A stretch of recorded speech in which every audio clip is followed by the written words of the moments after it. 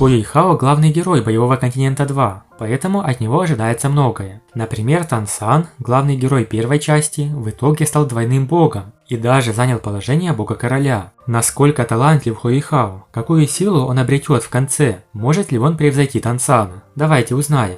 Недавно я создал канал в Телеграме, куда также выкладываю видео. Хочу попросить вас подписаться на него, так вы не пропустите уведомления о новых видео. Потому что YouTube бывает с опозданием, а то и вовсе не сообщает о новом видео. Большое спасибо.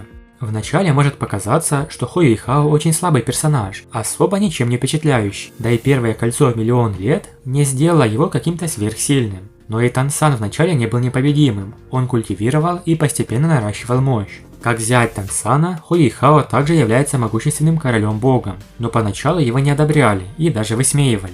С точки зрения одного только таланта, Хо Юйхао не так силен, его врожденная сила души только на первом уровне. Учитывая это, большинство людей могут сказать, что у него стандартная бесполезная боевая душа, но сила воли и старания Хо Юйхао никогда не прекращались. Даже его первый дух можно считать первоклассным. Почему? В боевом духе Хо Юйхао появилась крайне редкая мутация. Он обладал духовными глазами. Кроме двух основных категорий, также существовала крошечная подкатегория, которая была известна как телесные духи. Боевой дух, который они пробуждают, будет являться частью их тела, такой как, например, рука или нога. Почти все телесные духи были крайне сильными, но вероятность их появления была крайне мала. Можно сказать, что они были творениями, превосходящими духов зверей и духов инструментов, и поэтому их ценят очень высоко, как лучшие духи на континенте. К сожалению, боевой дух Хо Юйхао был не совсем таким. Его духовные глаза, естественно, были телесным духом, и мутация появилась в его глазах. Более того, это также был крайне редкий боевой дух духовного атрибута.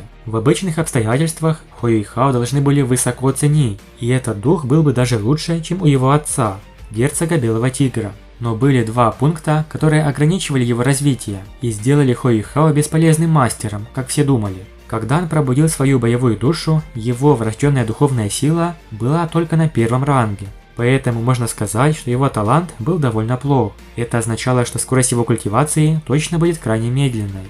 Второй пункт, который ограничивал его развитие, был еще более фатальным. Не только боевые духи духовного атрибута были редкими, но и духовные звери духовного атрибута также были крайне редкими. То есть Хо Юйхао было очень тяжело найти подходящего зверя для кольца, что также могло тормозить его развитие. Но все сложилось в пользу Хо Юйхао. Первым кольцом, которое он поглотил, был ледяной шелкопряд на уровне миллиона лет. Хо Юйхао пробудил 4 великих душевных навыка, бросающих вызов небесам, и стал гениальным духовным мастером с 3 боевыми душами. Таким образом, Хо Юйхао стал первым человеком в истории, чье первое кольцо достигло уровня в миллион лет. Тан Сан однажды сказал Сяву в Божественном Царстве, что на континенте появился очень везучий человек. Когда родился Хо Юйхао, Тан Сан уже стал легендой на боевом континенте. Хо Юйхао, вероятно, никогда не думал, что однажды встретит Тан Сана, но его соседкой по комнате оказалась Тану Тун, дочь Тан Сана. Он подверг Хо Юйхао множеству испытаний, но тот успешно преодолел все препятствия и в итоге получил одобрение Тан Сана. После этого Хо Юйхао доказал свое достоинство и превосходство. Настолько, что Тан Сан хотел передать ему свое положение бога. Но поскольку Божественное Царство было разрушено, Хо Юйхао унаследовал положение другого бога. Тан Сан и Хо Юйхао в итоге будут сотрудничать. Да и Тан Сан немало помогал ему во многих вещах.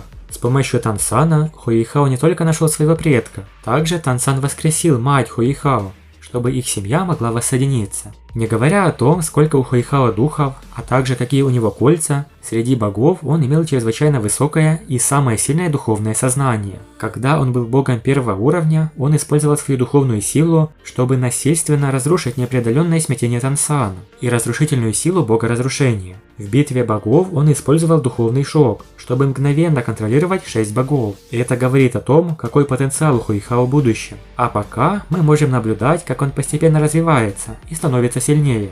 На протяжении серии Боевого континента 2 будет много интересных событий, иногда трагичных. Стоит этого дождаться. Кроме того, у Хо Юйхао будет несколько весьма сильных слияний с Тану Тун. Большое спасибо за просмотр. Напишите в комментариях, как вы думаете, достигнет ли Хо Юйхао высот Тан Сана. Подписывайтесь на канал и всем пока.